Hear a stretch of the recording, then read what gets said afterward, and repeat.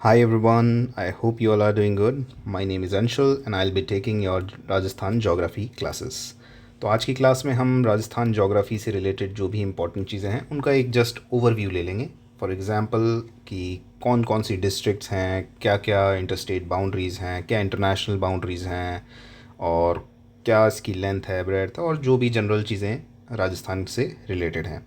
Y to start with the geography on the first place? Because देखो, आपका जो कोई भी स्टेट है उसकी जोग्राफ़ी ही डिसाइड करती है उसके डिफरेंट चीज़ें, बीट कैसा क्लाइमेट होगा, कैसे वेदर पैटर्न्स होंगे, कैसी क्रॉप्स कहाँ पे होंगी। अगर यहाँ पे लेट्स से आपका पूरा डेजर्ट वाला एरिया है तो उसके क्या कैसे बना वो, ठीक है, कैसे कैसे आपके हिस्टोरिकल इन्वेजन्स हुए, डिफरेंट डायनेस्टीज़ आई, तो सब कुछ आपकी जोग्राफ़ी पे ही डिपेंड करता है। तो बिफोर स्टार्टिंग एनीथिंग एक रफ़ आइडिया कि कौन सी डिस्ट्रिक्ट कहाँ पे है, क्या क्या जोग्राफिकल फ़ीचर्स हैं, क्या क्या फिजियोग्राफिक डिवीजन्स हैं, वो सब हम देख लेंगे।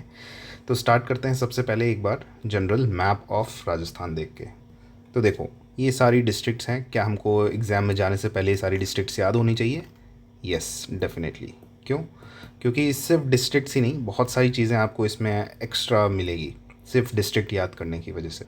फॉर एग्ज़ाम्पल, लेट्स से आप लोगों ने सुने होंगे राजस्थान के डिफरेंट सब डिविजन्स कि कौन सा मेवाड़ है, कौन सा मारवाड़ है, ठीक है, ये ढूंढाड़ रीजन कौन सा है, हाड़ौती रीजन कौन सा है। तो वो चीज़ें तभी समझ में आएगी और उनसे रिलेटेड एरिया भी तभी समझ में आएंगे जब आपको एक बार ओवरऑल पूरी डिस्ट्रिक्ट्स का आइडिया रहेगा, ठीक है। तो धीरे धीरे हम क्लासेस में सारी डिस्ट्रिक्ट्स को कवर करेंगे। आज स्टार्ट करते हैं एक बार जितनी भी जो बाउंड्रीज़ वाली डिस्ट्रिक्ट हैं, ठीक है, उनको याद कर लें। सो दैट क्या होगा कि अगर बाउंड्रीज़ वाली डिस्ट्रिक्ट याद हो गई तो एक बार जो इंटर स्टेट बाउंड्रीज़ पे कौन सी होंगी, ठीक है, इंटरनेशनल बाउंड्री पे कौन सी हैं, वो सब ऑटोमेटिकली हमारे क्वेश्चंस रेडी हो जाएंगे, ठीक है। फिर उसके बाद धीरे धीरे करके एक बार एक दिन में एक लाइन कवर करते हुए will remember all the districts. उसको फिर डेली रिवाइज करना होगा, then will be able to remember things. तो स्टार्ट करते हैं पहले, सबसे पहले सदर्न बाउंड्री पे, जो यहाँ से स्टार्ट होके यहाँ ये वाला पूरा एरिया याद करते हैं, ठीक है। तो देखो, राजस्थान में क्या है कि पहले हमेशा से ये डेजर्ट नहीं था, राइट। पहले काफ़ी सारी रिवर्स वगैरह फ्लो करती थी। इनफैक्ट जब गोंडवाना लैंड का पार्ट होता था तो इतने सारे marine land forms, marine animals वगैरह भी आपके जैसलमेर में पाए गए हैं, ठीक है। जो वहाँ की रॉक्स हैं उसमें आपको मरीन सेडिमेंट्स मिले हैं। दैट मीन्स कि कभी स्टार्टिंग से ये ऐसा नहीं था कि डेजर्ट ही रहा वो तो कुछ मिलियन ईयर्स अगो की ही बात है कि जब इसमें क्लाइमेटिक पैटर्न्स चेंज हुए, मानसून वगैरह का चेंजेस आए, तब जाके इसमें आपका डेजर्टिफिकेशन स्टार्ट हुआ, ठीक है।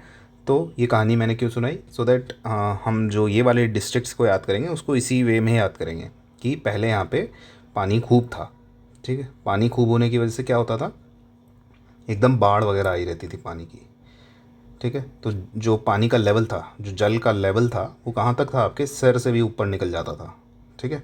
और इतना पानी था कि ये एकदम उड़ा के ले जाता था सामने कोई इंसान आए तो, ठीक है, एकदम डूब जाता था इंसान।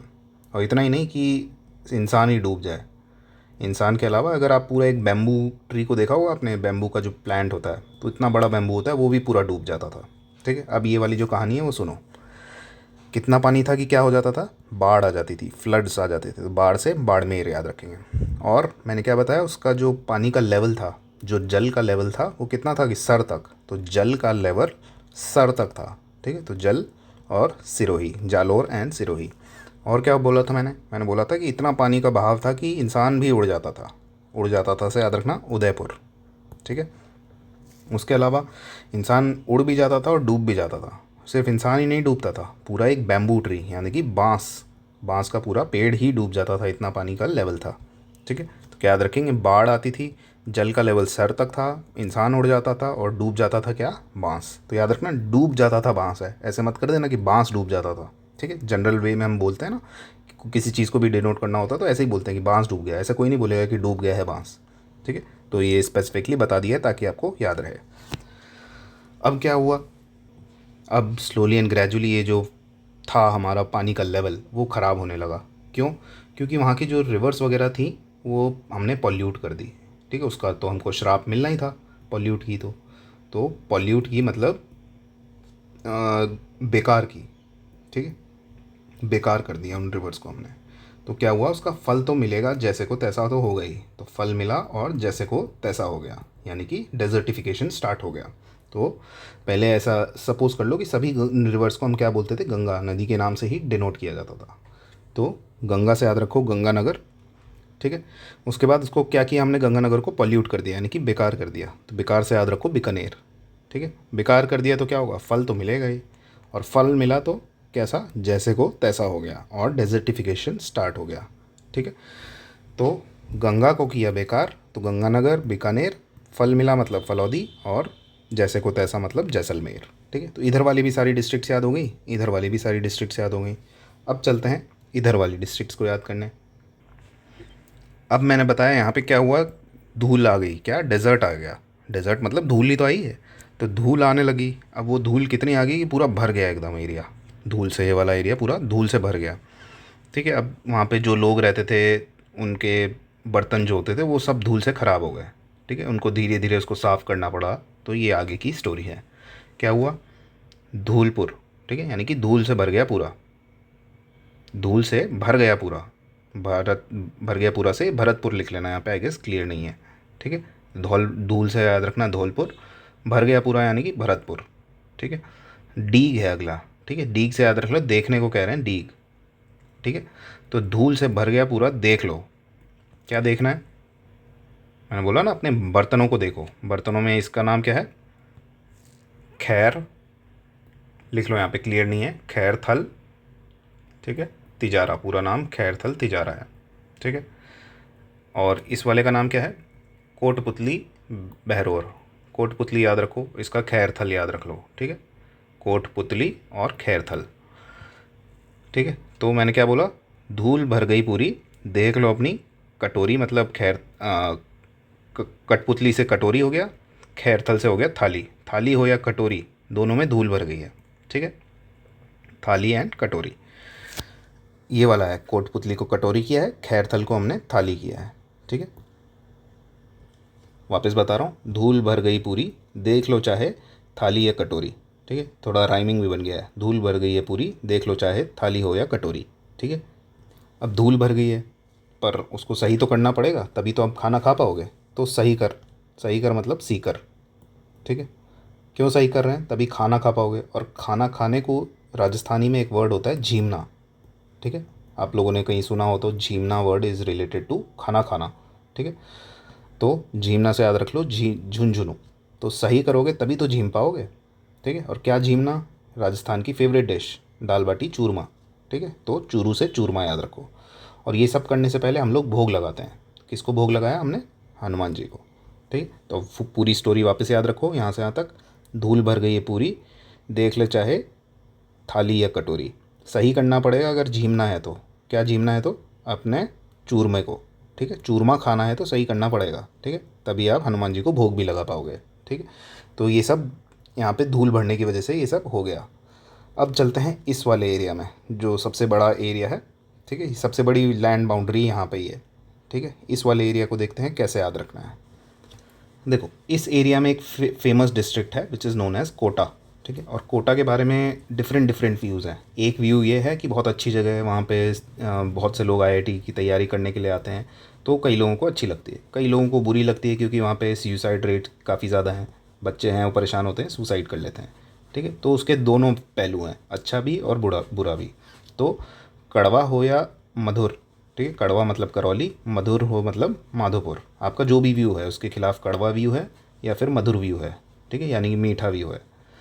तो कड़वा व्यू है या मधुर व्यू है, कोटा, कोटा जो है बड़ा जालिम तो है, देखा, बड़ा मतलब 12 और जालिम मतलब झालावाड़, ठीक है। तो कड़वा से मतलब हो गया करौली, मधुर से हो गया सवाई माधोपुर, कोटा से कोटा हो गया, बड़ा जालिम है, ठीक है, बड़ा से 12 और जालिम से झालावाड़, ठीक है। जालिम से याद रखना झुंझुनू नहीं है, झालावाड़, ठीक है। या तो ऐसा भी याद रख सकते हो, कोटा में बड़ा वॉर होता है, ठीक है, किस चीज़ का वॉर होता है, मतलब घूमने फिरने का, रेंट का वॉर होता है, बहुत सारी चीज़ों का।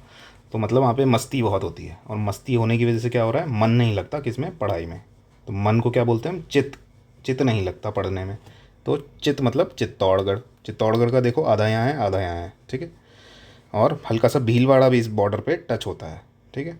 तो ऐसे याद रखो, चित्त नहीं लगता बिल्कुल, बिल्कुल से भीलवाड़ा पढ़ने में, ठीक है, पढ़ने में मतलब प्रतापगढ़। और यहाँ से बांसवाड़ा वाला तो एरिया हमको याद है ही, ठीक है। तो एक बार ये सारी डिस्ट्रिक्ट्स अब हमको याद हो गई हैं, एक बार इसको क्विकली रिवाइज करते हैं। यहाँ से स्टार्ट करेंगे। पहले राजस्थान में बाढ़ आती थी, जल का लेवल कहाँ था कि आपका सर भी डूब जाए, उड़ उड़ जाता था इंसान, इतना फोर्स से पानी आता था और डूब जाता था पूरा बांस, ठीक है। और उसके बाद क्या हुआ, श्राप मिला क्योंकि आपने रिवर्स गंगा को पॉल्यूट कर दिया, गंगा को बिगाड़ा, तो फल मिला उसका जैसा को तैसा। जैसा को तैसा में क्या हुआ, डेजर्ट बन गया, ठीक है। अब डेजर्ट बना तो क्या हुआ, धूल आ गई, और धूल आ गई भर के पूरी, ठीक है। देख ले चाहे थाली हो या कटोरी, ठीक है, खैरतल और कोटपुतली, सही करोगे उसको तभी झीमने को मिलेगा चूरमा और हनुमान जी को भोग लगेगा।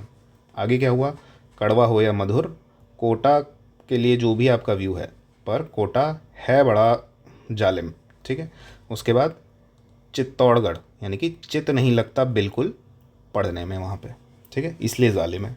तो ये आपके जो लैंड बाउंड्रीज़ हैं, जो इंटर स्टेट या इंटरनेशनल बाउंड्रीज़ हैं, वो सब हो गई। अब इसमें ये भी देखो कि कौन से स्टेट कहाँ पे टच हो रहा है। तो देखो यहाँ से लेकर यहाँ तक पूरा आपका एमपी टच हो रहा है, ठीक है। उसके बाद यहाँ से लेकर यहाँ तक ये वाला जो पूरा एरिया है, यहाँ पे आपका यूपी टच हो रहा है। यहाँ से लेकर यहाँ तक पूरा क्या है, आपका हरियाणा टच हो रहा है, और ये पूरा आपका पंजाब टच हो रहा है, ठीक है।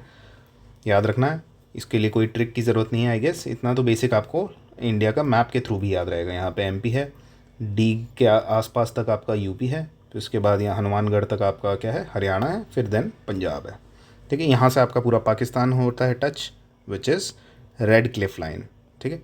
फिर यहाँ से ये देख रहे हो बारमेड़ का इतना सा हिस्सा से लेकर यहाँ तक पूरा आपका गुजरात है, ठीक है। तो आपको देखने में क्या लग रहा है, सबसे बड़ी लैंड बाउंड्री कौन सा स्टेट शेयर करता है राजस्थान के साथ? तो यहाँ से लेकर यहाँ तक एमपी कर रहा है, दिख ही रहा है, प्लस इतने कर्व्स भी हैं, तो ऑब्वियस सी बात है एमपी करेगा, ठीक है। सेकंड नंबर पे यूजुअली लगता है लोगों को कि गुजरात होगा, बट गुजरात इज़ नहीं, नॉट द आंसर, ठीक है। एक्चुअल आंसर इज़ आपका हरियाणा, ठीक है। क्योंकि जहाँ पर भी ऐसे थोड़े कर्व्स वगैरह आ जाते हैं तो ये देखने में ज़रूर बड़ा लग रहा है, but Haryana share the second largest boundary, ठीक है। थर्ड पे है आपका गुजरात। तो अगर आपको ऐसे याद रखना हो तो याद रख लो, वरना याद रख लो माँ के हाथ की गुजिया, ठीक है। एमपी, हरियाणा और गुजरात, तो माँ के हाथ की गुजिया, ये टॉप 3 आपके लैंड बाउंड्रीज़ हैं सबसे ज़्यादा, ठीक है। अब चलते हैं कुछ राजस्थान के जियोलॉजिकल फीचर्स पढ़ लेते हैं। जियोलॉजिकल मतलब कुछ भी आपके रॉक्स, उनका कैसे फॉर्मेशन हुआ, क्या क्या डिफरेंट प्रोसेसेस इन्वॉल्व थी, कैसे कैसे अभी जो राजस्थान है वो कैसे उस शेप में आया, ठीक है। तो इस पूरे में मतलब है राजस्थान का जियोलॉजिकल फीचर्स, ठीक है। तो यहाँ पे तो बहुत सिंप्लीफाई कर दिया इन्होंने कि गोंडवाना लैंड और तैथिस सी, तो बट एक्चुअल में पूरी क्या रही थी सिचुएशन, वो एक बार मैं आपको स्टोरी के फॉर्म में बता देता हूँ। No one will ask you, but एक आपका जनरल दिमाग में स्टोरी बैठ जाएगी, then you will understand it in better way.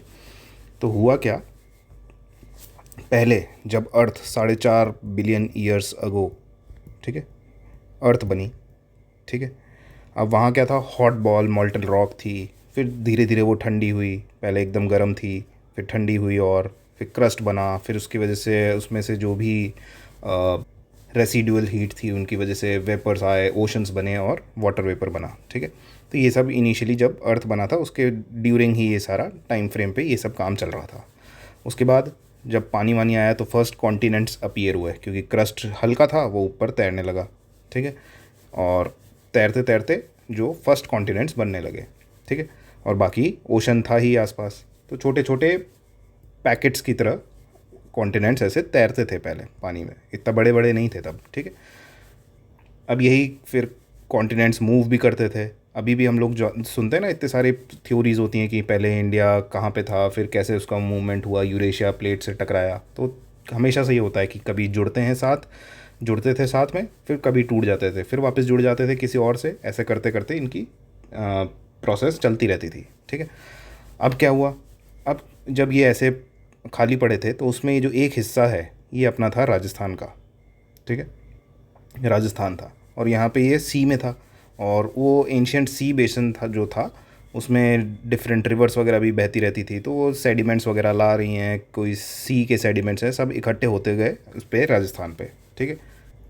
Basically ऐसा भी नहीं था एक्चुअल में, तो ये था कि एक सिर्फ एंशियंट सी का बेसिन था, ठीक है। अब जो यहाँ पे लेट्स से लैंड है, एक इधर लैंड है, ठीक है, इधर से जो सारे नदियाँ वगैरह अपना लेके आ रही हैं, सेडिमेंट्स अपना लेके आ रही हैं, ये भरता गया भरता गया भरता गया, और फिर ये वाला लैंड इधर और ये वाला लैंड दोनों ने एक दूसरे को पुश किया, ठीक है, क्योंकि प्लेट्स मूव करती रहती हैं, तो ये जो सेडिमेंट्स थे ये ऐसे राइज हो गए, तो इनसे बना हमारा अरावली। और इसकी जो हाइट थी उतनी थी, मतलब जितने यंग फोल्ड माउंटेन्स अभी जैसे हिमालय वगैरह हैं उनके बराबर, ठीक है। तो यानी कि राजस्थान जो अभी है वो उस टाइम पे क्या सिर्फ एक एंशियंट सी बेसिन था, सी का एक सतह थी, ठीक है, जिसमें नदियों ने अपने जो आसपास के कॉन्टिनेंट्स थे उनमें से जो सेडिमेंट्स आए वो इकट्ठे हो गए, और उसकी वजह से क्या अरावलीज पैदा हुई, ठीक है। अब क्या हुआ, अब ये जो रॉक जो मिन सेडिमेंट्स थे ये कई साल बाद क्या हुए, रॉक बन गए थे, रॉक बन के ये दोनों इधर से पुश करा और ऐसे माउंटेन चेन बन गई which is known as Aravalli, ठीक है। तो कोई आपसे पूछे अगर कि क्या राजस्थान की जियोलॉजिकल हिस्ट्री थी, तो आप उनको बताओगे ऐसे कॉन्टिनेंट्स तैरते रहते थे, ठीक है, उनमें से एक कॉन्टिनेंट, कई सारे कॉन्टिनेंट्स पे नदियाँ वदियाँ भी थी, क्योंकि कितनी सारी बारिश होती थी उस टाइम पे, क्योंकि वाटर वेपर्स नए नए बनना स्टार्ट हुए थे, हर जगह क्लाउड थी, कई सालों तक तो बारिश हो रही थी, तो नदियाँ अपने सेडिमेंट्स एक बेसिन में डाली, इधर से भी, और यहाँ पे बहुत सारा सेडिमेंट्स इकट्ठा हुआ, और सेडिमेंट्स रखे रखे कई सालों तक क्या हुआ, वो रॉक के फॉर्म में आ गया, ठीक है। अब क्या हुआ, अब कई सालों बाद क्या हुआ, इधर से प्लेट्स कोलाइड हुई, ये वाली इधर से कोलाइड हुई, ये वाली इधर से, अब दोनों ने कोलाइड करके क्या हुआ, ऐसे जैसे होता है ना, लेट्स से इधर कारपेट है एक, आपने इधर से पुश किया इधर से पुश किया, तो ऐसे ऐसे सलवटें से आ जाती हैं, तो वही सलवटें क्या है आपकी अरावलीज बनी है, ठीक है। तो ये वाला पूरा प्रोसेस है आपका एक्चुअल में अरावलीज का कैसे फॉर्मेशन हुआ था, ठीक है। फिर उसके बाद कई बिलियन मिलियन ईयर्स तक रेन विंड वॉट रिवर्स इनकी वजह से इरोजन हुआ, तो उसकी वजह से अरावलीज की साइज़ छोटी होती चली गई, इरोड होते चले गए, ठीक है। अब क्या हुआ, ये अरावलीज को लेके अपना राजस्थान चला, थोड़ा कभी गोंडवाना लैंड, जो आप लोग सुनते होंगे ना कि एक ही लैंड हुआ करता था जिसका नाम था पेंजिया, ठीक है, पेंजिया उसका नाम था, जिसका ऊपर वाला हिस्सा क्या था आपका लॉरेशिया, नीचे वाला गोंडवाना लैंड, इसी गोंडवाना लैंड का पार्ट कौन बना अपना ये राजस्थान विद अरावली। तो सोचो अरावली कितनी पुरानी है कि जब गोंडवाना लैंड भी नहीं था तब से अरावलीज बनी हुई है, ठीक है, एंशियंट सी बेसिन से, ठीक है। इनफैक्ट पेंजिया जब एक साथ सारे कई सारे कॉन्टिनेंट्स आपस में मिलजुल के रह रहे थे उससे भी पुरानी अरावली है। तो यानी कोई पूछे आपसे तो पेंजिया बनने से पहले गोंडवाना लैंड जब उन उसको बोला गया उन सबसे पहले अपनी अरावलीज बन चुकी थी, ठीक है। अब क्या हुआ, जब उस पेंजिया से टूट के या गोंडवाना लैंड से टूट के इंडिया ने अपनी जर्नी स्टार्ट की, तो यहाँ पे लेट्स से यूरेशियन प्लेट थी, ठीक है, और यहाँ पे अपना इंडिया था ऐसा, ठीक है, इंडिया के इस जगह पे अपना राजस्थान है विद अरावलीज, ठीक है। ये ऐसे जा रहा है जा रहा है जा रहा है, तो यहाँ पे अपने बीच में जो सी थी इसको बोलते हैं सी को टेथिस सी, ठीक है। अब इंडिया यहाँ से इसकी तरफ जाएगा तो ये टेथिस सी क्या स्क्वीज़ होगी कि नहीं, अब इंडिया इतना बड़ा है, इस सी छोटी सी है, तो इससे टकराई, मतलब सी कंप्रेस होगी, इधर भी लैंड है इधर भी लैंड है, यहाँ पे बीच में सी है, ठीक है, तो स्क्वीज़ हुई, स्क्वीज़ होके अब जो इसके अंदर के सेडिमेंट्स थे वो भी जैसे अरावली बनी थी वैसे इसके भी सेडिमेंट्स ऊपर गए, और क्या फॉर्मेशन हुआ अपना हिमालयाज़ का। तो देखा आपने कि यहाँ पे जो टेथिस सी थी इसकी वजह से हिमालयाज़ बने, ठीक है। अब इंडिया की नई लोकेशन आ गई कि इंडिया कहाँ पे है, अब इंडिया आ गया है इस जगह पे, इससे टकरा गया है, ठीक है, हिमालयाज़ वगैरह बन रहे हैं, ऐसे हो गई इंडिया की पोजीशन। अब नई लोकेशन मिल गई है इसको, तो यहाँ पे क्या हुआ, थोड़ा फंस सा गया है, हर जगह लैंड आ गया है, इस जगह ऐसे फंस गया है, तो ये नई इसको लोकेशन मिली, यहाँ पे अब रेनफॉल के पैटर्न्स चेंज हुए, क्लाइमेटिक पैटर्न्स चेंज हुए, तो इसकी वजह से क्या है यहाँ पे धीरे धीरे करके क्या आपका डेजर्ट फॉर्मेशन स्टार्ट हुआ। तो देखो डेजर्ट कितने सालों बाद बना, अभी ताज़ी ताज़ी चीज़ है, अगर अर्थ की हिस्ट्री की बात करें तो desert formation of Rajasthan is very recent event, और अरावलीज वगैरह बहुत साल पुरानी है, ठीक है। इंडिया की जर्नी के बाद यहाँ पे यूरेशिया से टकराया था, यूरेशियन प्लेट से टकराया था, तब जाके उसके बाद कई सालों बाद जाके आपका डेजर्ट फॉर्मेशन स्टार्ट हुआ है, जब उसका पूरा वेदर पैटर्न्स में ही चेंजेस आने लगे, ठीक है। तो अब इसमें देखो क्या लिखा है, तो जो गोंडवाना लैंड का पार्ट था कौन, वो अपना अरावलीज था, ठीक है, और जो टेथिस सी की वजह से क्या बना है, western and north western part of eastern plane of Rajasthan, ठीक है। नहीं, ठीक नहीं है, क्यों, क्योंकि इन्होंने इस पूरी इन्फॉर्मेशन को बहुत ज़्यादा सिंप्लीफाई कर दिया, इन्होंने लिख दिया गोंडवाना लैंड एंड देन उसका हिस्सा बताया अरावली को, बट अरावली बहुत पहले बन चुकी थी, बट स्टिल काफ़ी सिंप्लीफिकेशन करने की वजह से they wanted to express something else. But हम क्या याद रख लेंगे कि अरावलीज़ वगैरह यानी कि बेसिकली ये बोलने चाह रहे हैं कि ये वाला जो एरिया है, ये वाला अपना क्या गोंडवाना लैंड का पार्ट था हमारा राजस्थान पहले, ठीक है। तो अगर पूछा जाए, क्वेश्चन आ गया Rajasthan was part of which among the following Gondwana land, ये लॉरेशिया, कुछ भी ऐसे 4-5 चीज़ें लिख दी, तो याद रखना Gondwana land is the answer. अब ये टेथिस सी, ठीक है, इसमें हाड़ौती प्लेट्यू नहीं लिखेंगे हम, क्यों, हाड़ौती प्लेट्यू अपना विंध्यन रॉक्स का पार्ट है, ठीक है, विंध्यन रॉक्स का, ठीक है, तो यहाँ पे इसको हटा सकते हो। टेथिस सी वाला क्या लिखना चाह रहे हैं कि जो राजस्थान है, लेट्स से ये वाला एरिया, ठीक है, जैसलमेर और बाड़मेर वाला, ये वाला एरिया जो है, ये क्या है अपना, यहाँ पे मरीन डिपॉजिट्स मिलते हैं। मरीन डिपॉजिट्स वही जो टेथिस सी से जब टकराया था ना, जब उसने स्क्वीज़ करके ऊपर हिमालयाज़ बनाए थे, ठीक है, तो सारे जो जानवर वगैरह थे वो स्क्वीज़ हुए थे। तो यहाँ पे आप देखोगे जो सेडिमेंट, जो इसकी रॉक्स मिलती है ना यहाँ पे, ठीक है, उन रॉक्स में मरीन डिपॉजिट्स मिलते हैं। सोचो, वरना अभी के टाइम पे अगर आप जाओ तो देखोगे यार ये तो पूरा डेजर्ट है, डेजर्ट में कहाँ से मरीन लाइफ फॉर्म्स मिल जा रही हैं हमें, ठीक है, एंशियंट फॉसिल्स मिल रहे हैं मरीन एनिमल्स के। क्यों मिल रहे हैं? क्योंकि इससे पता लगता है कि पहले ये यहाँ पे मरीन ट्रांसग्रेशन हुआ था, मरीन एनिमल्स या टेथिस सी का स्क्वीज़ हुई थी वहाँ पे। तो ये याद रखेंगे अपन कि वेस्टर्न या north western part of Rajasthan, ठीक है। और ये सब क्या लिखा है, salt lakes like Sambhar, Didwana, Pachpadra and Lunkaransar are remains of the Tethys sea. अब वही सी है वहाँ पे थी, तो थोड़ा पानी अंदर आया, कुछ जो शैलो बेसिन्स थे उसमें इकट्ठा हुआ, तो उनमें कई सारे हैं, जैसे Sambhar lake, Didwana lake, Pachpadra lake, Lunkaransar, ठीक है। इन सब में देखो जो डिपॉजिट्स हैं, यानी कि जो पानी रह गया वो थोड़ा नमकीन पानी ही है, ठीक है। तो these are the remains of Tethys sea, ठीक है। अब बाकी इसके बारे में जनरल चीज़ें हम स्टार्ट करते हैं। आई होप आपको पूरी जियोलॉजिकल हिस्ट्री समझ आ गई हो। अब देखो क्या टोटल एरिया कितना है राजस्थान का, 342,239 स्क्वायर किलोमीटर्स। कभी कभी माइल्स में भी पूछ लेते हैं, तो दोनों याद रखेंगे। और याद रखने का तरीका बड़ा सिंपल सा है, देखो 6 डिजिट्स हैं टोटल, तो 6, 1, 2, 3, 4, 5, 6, ठीक है। अब क्या हुआ, पहले याद रखो 3 लिखना है, यहाँ पे 3 लिखा और एक यहाँ पे 3 लिखा, तो इन इस 3 और इस 3 को मल्टीप्लाई किया तो यहाँ क्या आएगा 9, ठीक है। तो इसमें 2 ही डिजिट्स याद रखनी है, एक 3 और एक 2। पहले 3 लिख लिया और उसको मल्टीप्लाई किया तो 9 आ गया। सिमिलरली इस वाले 3 के पास ना, जो ये वाला 3 है, इसके बाजू में क्या लिखना है हमको, 2 बार 2 लिखना है। पहले 2 बार 3 लिखा, फिर 2 बार 2 लिखा, फिर इसको मल्टीप्लाई कर दो तो क्या आया 4, ठीक है। तो यही है 342,239 स्क्वायर किलोमीटर्स, ठीक है। उसको माइल्स में भी याद रखोगे तो सिमिलर ही दिख जाएगा आपको। यहाँ पे 3 की जगह बस 1 कर दो, 42 की जगह 10 और माइनस कर दो, हर एक में एक एक 2 कम करना है। जैसे 3 की जगह यहाँ 1 हो गया, 42 की जगह यहाँ 32 हो गया, 239 की जगह 139 हो गया, ठीक है। तो दिख रहा है आपको कि कुछ सिमिलैरिटी तो है ही। तो अगर ये याद हो गया 342,239, then you will remember the miles में भी, ठीक है। और टोटल कितना परसेंट एरिया है, तकरीबन 10.5%, उससे 9.9 कम और कर देना तो 10.41%, ठीक है। और एरिया वाइज फर्स्ट रैंक है सिंस 1 नवंबर 1956।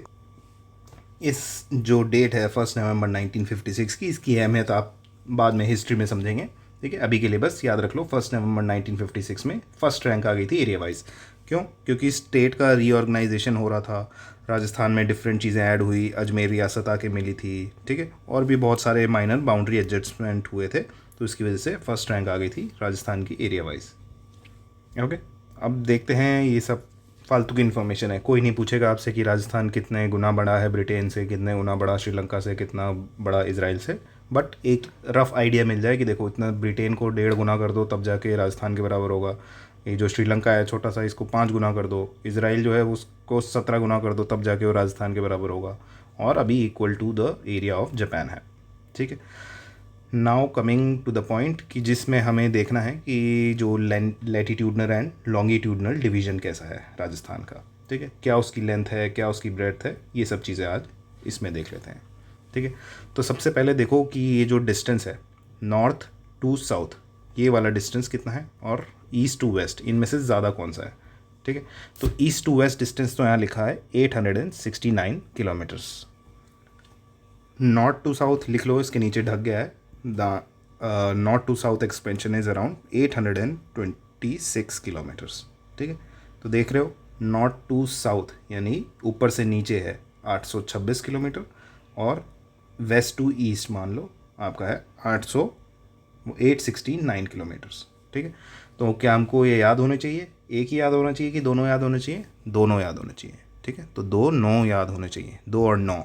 क्या है ये 2 और 9? देखो 800 एक रफ आइडिया रख लो कि 800 हमें याद है। ठीक है, 800 याद है, और क्या याद होना चाहिए? अब देखो इन दोनों में क्या कॉमन है, 8 और 6 याद रख लो। ठीक है, 8 और 6 दोनों में है। मैंने क्या बोला आपको, दोनों याद होने चाहिए, यानी कि 2 इधर लगा दो, 9 इधर लगा दो। ठीक है, तो याद हो गया। वापस बता रहा हूँ, मैं बोल रहा हूँ 86 दोनों में कॉमन है। ठीक है, और मैंने बोला आपको दोनों याद होना चाहिए, तो नीचे वाले में 2 लगाया, ऊपर वाले में 9 लगाया, तो 869 क्या है आपका, ज़्यादा एक्सपेंशन है, ये वाला एक्सपेंशन है ईस्ट टू वेस्ट, और 826 ये वाला है। ठीक है, तो याद रखना हाँ, कैसे ज़्यादा एक्सपेंशन है, ऐसे वाला। ठीक है, ये वाला थोड़ा कम है, और ज़्यादा डिफरेंस नहीं है, सिर्फ 43 किलोमीटर्स का है, वरना परफेक्ट रोम्बस हो जाता। इसी वजह से कई सारे हिस्टोरियंस ने, कई सारे जोग्राफर्स ने इसको रोम्बस शेप बोला है। ठीक है, अब देखते हैं क्या इसका कुछ पॉइंट्स देख लेते हैं, north point, southern most point, eastern most और वेस्टर्न मोस्ट पॉइंट्स। ठीक है, अब देखो जो एकदम लास्ट वाले पॉइंट्स होंगे वो बेचारे थोड़े अकेले से नहीं रह जाएंगे। ठीक है, थोड़ा अकेलापन उनको महसूस होगा, तो याद रखना इन सब पॉइंट्स के बारे में ये है कि इसमें अकेलापन आपको मिलेगा। जैसे यहाँ पे है तो ये बेचारा कोने में बैठा है, इसलिए कोना विलेज। ठीक है, लोकेशन ये गंगानगर बताने की अब मुझे ज़रूरत नहीं है, क्योंकि आपको यहाँ यहाँ यहाँ वाले चारों एरियाज पता हैं। जैसे इधर क्या पढ़ा था हमने, धूल आ गई थी। इधर हमने क्या पढ़ा था, जैसलमेर था, याद है? इधर हमने क्या पढ़े थे, 2 याद है, डूंगरपुर इधर पढ़ा था, और इधर पढ़ा था बांसवाड़ा, बांस डूब जाता है तो यहाँ पे जो ये सदर्न मोस्ट पॉइंट होगा वो क्या होगा, बांसवाड़ा का होगा, ऑब्वियस सी बात है। और इधर हमने गंगानगर देखा ही था। ठीक है, तो ये क्या है, कोने में पड़ा है तो बेचारा कोना विलेज। ठीक है, ये सबसे कटा कटा सा महसूस कर रहा है, इसलिए कटरा विलेज। ठीक है, ये भी इतना यहाँ पे अकेला सा पड़ा है तो ये भी बोर हो गया। ठीक है, और ये क्या है, सिलन विलेज। ये भी बेचारा एकदम दूर पड़ा है, किसी से बात नहीं कर पा रहा है, ऐसा लग रहा है कि किसी ने इसका मुंह सिल दिया, तो सिलन मतलब मुंह सिल दिया गया है। तो ये 4 पॉइंट्स याद रखना, कौन कौन से, इधर वाला एक कोने में है, इधर वाला कटा कटा महसूस हो रहा है, ये बोर हो रहा है, ये सिला हुआ है इसका मुंह। ठीक है, तो सिलन विलेज ऑफ धौलपुर, ये आपके जो एक्सट्रीम पॉइंट्स हैं राजस्थान के वो याद हो गए। अब क्या बचा, अब बचा सबसे important cheese, which is your latitudinal and longitudinal extension. अब देखो जो आपकी ट्रॉपिक ऑफ कैंसर है वो गुजरती है इस जगह से, बांसवाड़ा से और डूंगरपुर वाले एरिया से, तो वो कितनी है अपनी, 23.5 डिग्री है। ठीक है, 23.5 मतलब 23.30। ठीक है, ये होता है ना 23.5, तो इसी को देख लो। अब उसके जस्ट इस जगह पे है, यहाँ से गुजरी है ट्रॉपिक ऑफ कैंसर, इस जगह से है, तो 23.5 का ही उल्टा मान लो, 23.5 की जगह 23, 30 की जगह 23.3 हो गया है। ठीक है, और 23.3 में अगर आप 7 जोड़ दो, और 23 में 7 जोड़े तो कितने हुए, आपका हुआ 30 के अराउंड। ठीक है, तो 30, ये रहा 30, तो यहाँ से लेकर यहाँ तक एक्सपेंशन कितना हुआ, टोटल 7 डिग्री और 9 मिनट्स। ठीक है, तो 7 9 का तकरीबन आपका डिफरेंस हुआ। अब देखते हैं इधर वाला और इधर वाला एक्सपेंशन कितना है। तो मैंने आपको बताया था क्या, यहाँ पे वेस्ट टू ईस्ट टोटल कितना है, 869 है ना किलोमीटर्स, तो इसमें ये वाला 69 उठाओ और यहाँ रख दो। ठीक है, तो 69 30, जैसे 23.5 में 23 30 था ना, वैसे 69 में भी 30 कर दो, या फिर इसका ऑपोजिट कर दो, दोनों में 30 या 3 कुछ ऐसा सा होगा। तो 69 30 यहाँ से याद है, तो उसमें 9 और जोड़ दोगे तो कितना आ जाएगा, 78। अब एग्जैक्ट 17 याद रखना इंपॉर्टेंट नहीं है। ठीक है, बट फिर भी यहाँ पे 12 और 17 याद रख सकते हो अगर रखना चाहो तो। क्यों? क्योंकि अगर उनसे आपसे पूछा कि लैटिट्यूडनल एक्सपेंशन कितना है इसका, तो देखो आपने स्टार्ट किया यार 23.5, सर ने कुछ बताया था, 23.5 का जस्ट अपोजिट 23.5 और 3। ठीक है, उसके बाद उसमें सर ने बोला था 7 और जोड़ दो, तो 7 जोड़े तकरीबन 30 था। ठीक है, और 30 पॉइंट क्या रहेगा, नहीं भी याद तो एटलीस्ट जो ऑप्शंस होंगे उनको देख के आपको याद तो आ जाएगा। ठीक है, कि 23 भी पता है, 3 भी पता है, 30 भी पता है, बस 1 2 पॉइंट के और डिजिट्स चेंज हो गए हैं। ठीक है, तो इतना भी याद रख लो, it is more than enough. Similarly यहाँ पे क्या है, हमने बोला था कि ये वाला जो नंबर है 69 को उठाओ और वही 30 वाला कर दो, 69 30, और ये यहाँ तक इसमें 9 जोड़ दिए। तो देखो डिस्टेंस में हमने 2 और 9 को याद रखा है, और लैटिट्यूडनल एक्सपेंशन में 7 और 9। क्या 7 और 9? इसमें 7 जोड़े तो ये, इसमें 9 जोड़े तो ये। ठीक है, तो ये आपको ईजिली अब याद हो गया है। ओके, सो आज के लिए इतने ही फैक्ट्स रखते हैं। एक बार इनको क्विकली रिवाइज करेंगे और मेक श्योर कि जो डिस्ट्रिक्ट्स मैंने बताई हैं एटलीस्ट वो तो आपको याद रहें। फिर हम धीरे धीरे क्लासेस में नेक्स्ट कवर करेंगे, तो उनको भी आप कवर करते चलेंगे साथ में। So that will be it for today. Just एक ओवरव्यू दिया है आपको किस वे में आपका Rajasthan geography and other subjects को विल बी डीलिंग। ठीक है, तो आपको पूरी चीज़ें विद ट्रिक्स ही बताई जाएंगी एंड विल मेक श्योर कि आपको चीज़ें याद रहे एग्ज़ाम से पहले। ठीक है, so take care, good bye, good luck.